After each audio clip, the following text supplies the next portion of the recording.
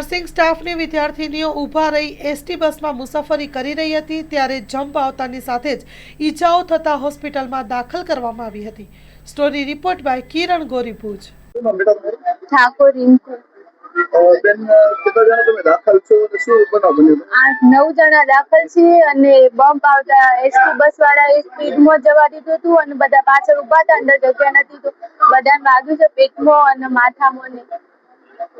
General nursing school ભુજમાંથી છે ને PHC માતા પર જતા હતા અને અમે કીધું કે બસ ઊભી રાખો તો એમને બસ ના ઊભી રાખીને પછી ત્યાં પીએચસી આગળ ઉતારીને જતા રહ્યા। કઈ બસ હતી? એસટી બસ હતી? હા, એસટી બસ હતી। કેટલા પણ ટાઈમ હતો? 9 વાગ્યાનો ટાઈમ। કેટલા જણા દાખલ થયા છે? 9 જણા દાખલ છીએ, બીજાને સામાન્ય જ લાગ્યું છે વધારે।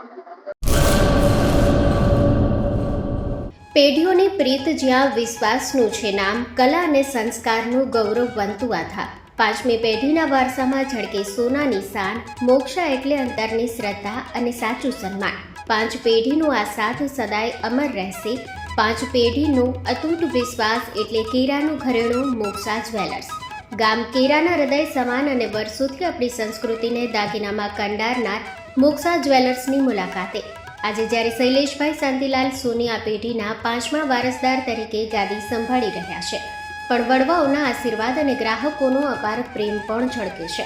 પારણાના ચાંદીના વાસણથી લઈને લગ્નના ભવ્ય ઘરેણા સુધીનું અદ્ભુત કલેક્શન, જૂની કલા અને નવી સ્ટાઇલનો અનોખો સંગમ, ભગવાનના શણગાર અને ગિફ્ટ આર્ટિકલ્સ માટેનું ઉત્તમ સ્થાન। તમારા જીવનના દરેક સોનેરી અવસરને બનાવો વધુ ખાસ મોક્ષા જ્વેલર્સ સાથે।